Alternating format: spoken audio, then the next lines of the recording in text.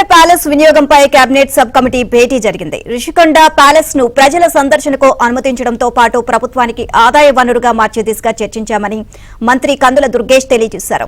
Hill top పై 4800 చదరపు మీటర్ల భూమి అందుబాటులో ఉంది అని అన్నారు. ప్యాలెస్ నిర్వహణకు అంతర్జాతీయ స్థాయి హోటల్ గ్రూపులు ఆసక్తి చూపుతున్నాయని, తుది నివేదికను సీఎం చంద్రబాబుకు సమర్పిస్తామని మంత్రి కందుల దుర్గేష్ తెలియజేశారు.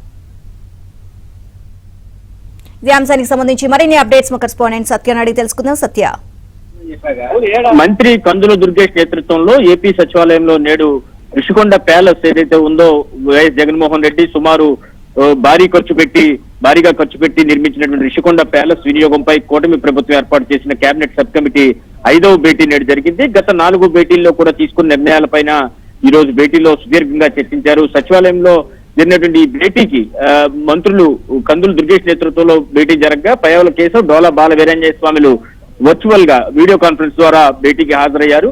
రిషికొండ ప్యాలెస్ ను ప్రజల సందర్శనకు అనుమతించడంతో పాటు ప్రభుత్వానికి ఆదాయ వనరుగా మార్చే దిశగా కూడా సుదీర్ఘంగా చర్చించారు. సిఆర్జెడ్ నిబంధనల ప్రకారం హిల్ టాప్ పైన 2400 చదరపు మీటర్లు, కొండ కింద 2400 చదరపు మీటర్లు, మొత్తంగా 4800 చదరపు మీటర్లు భూమి అందుబాటులో ఉన్నట్లు కూడా కమిటీ గుర్తించింది. అందుబాటులో ఉన్న ఈ భూమి ఆధారంగా ఏ రకంగా ముందుకు వెళ్లాలనే దానిపై కూడా ఆ కమిటీ ఆలోచిస్తోంది.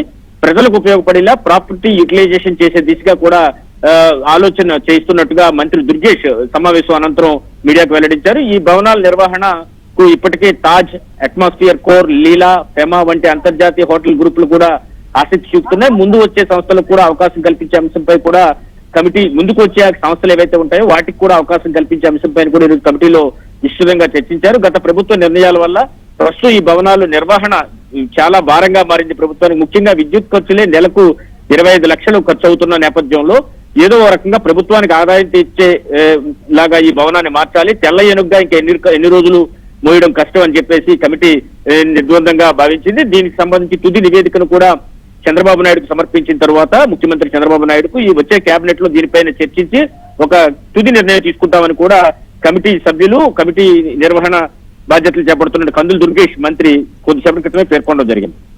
రైట్, థ్యాంక్ యూ సత్య. ముఖ్యమంత్రి గారు వేసినటువంటి కేబినెట్ సబ్ కమిటీ 5వ సమావేశం ఇవాళ జరిగింది. దాంట్లో ప్రధానంగా ఇప్పుడు మనకి అక్కడ వేరే బయట ఎవరికన్నా ఇవ్వటానికి కానీ, ప్రజల సందర్శనార్థం ఉంచడానికి కానీ ఏ రకమైనటువంటి ఆలోచన చేయాలనేటువంటి దాని మీద కూలంకషంగా చర్చించడం జరిగింది.